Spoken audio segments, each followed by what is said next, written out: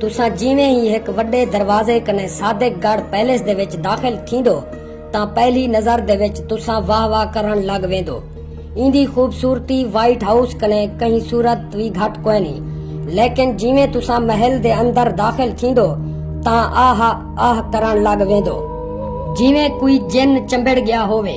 ए जिन ओ कौमी बेहिसी है जै ई शानदार महल को खंडर बना दिते।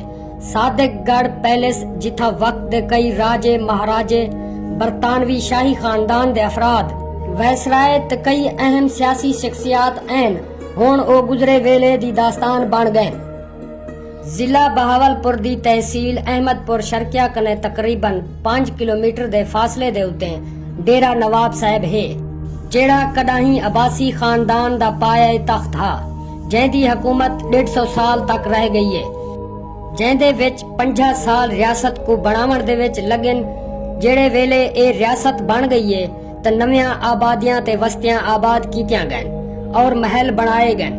डेरा नवाब साहब दे विच मौजूद सादिकगढ़ पैलेस एक वड्डा कंपलैक्स हा, जैंदे विच 3 रिहायशी महलात हन, जिन्हें को मुबारक महल, राहत महल ते सादिक महल आख्या वेंदा हा। बिस्मिल्लाहिर्रहमानिर्रहीम, अस्सलामु अलैकुम। मैं मौजूद हाँ डेरा नवाब साहब और ए जड़ी जा है ए है सादिकगढ़ पैलेस। ए ओ जा है जिथों रियासत बहावलपुर को कंट्रोल किया वेंदा। रियासत बहावलपुर दा सारा जड़ा इंतजाम होंदा इथों संभालिया वेंदा।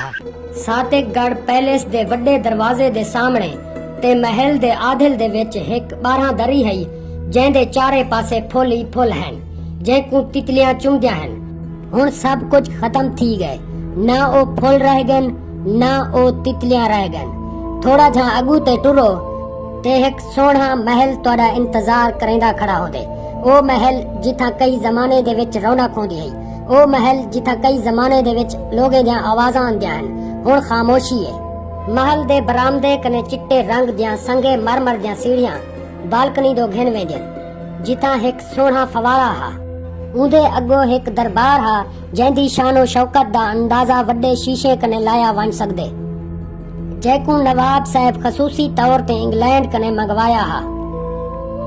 नवाब ऑफ बहावलपुर दे नवासे प्रिंस कमरुज़्ज़मान अब्बासी अपनी किताब बगदाद से बहावलपुर तक दे विच ई महल दी मंजर कशी ई कीती है। खाबगाह कने ड्राइंग रूम, ड्रेसिंग रूम, गुसल खाने और दफ्तर दे कमरे सारे शाही लवाजमात नाल खुद कफील हैं। हर कमरे दी छत, फर्श ते दरो दीवार कने खूबसूरती नजर आंदी है। कुर्सियां, मेज़ें ते गुलदाने दा रंग हिक्को हा। आराइश दा सामान ते फर्नीचर आला दर्जे दे हैं। कमरे दे विच वड्डे शीशे ते फानूस लगे पए हैं। आर्ट दे चंगे नमूने, नवादेरात ते महंगे पत्थर ई महल दी खूबसूरती को वधा देंदे। सादिकगढ़ पैलेस नवाब सादिक खान अब्बासी चहारों 1882 दे विच बनवावण शुरू कीता हा। 10 साल दे अरसे दे विच 15 लाख नाल ए बनिया हा। 15,000 मजदूरें इंदे उते काम कीता हा, जैंदी निगरानी अतालवी माहिरीने तामीरात कीती है। 24 मुरब्बे दे उते मौजूद ए महल खूबसूरती दा एक वड्डा शाहकार हा। इंदियां 50 फुट दियां फसीलां 1 किलोमीटर तक खिंडियां पिया हैं।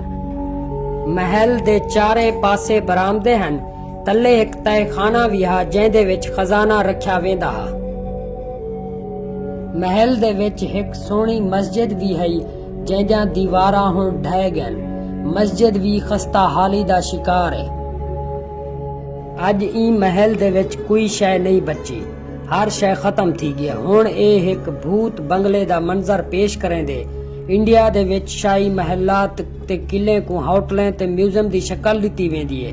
नवाब ऑफ बहावलपुर दी पालमपुर इंडिया दे विच तारागढ़ पैलेस को होटल बनाया गए, लेकिन साडे पाकिस्तान दे विच असां अपने वर्षे को सवाब समझते तबाह करें दो।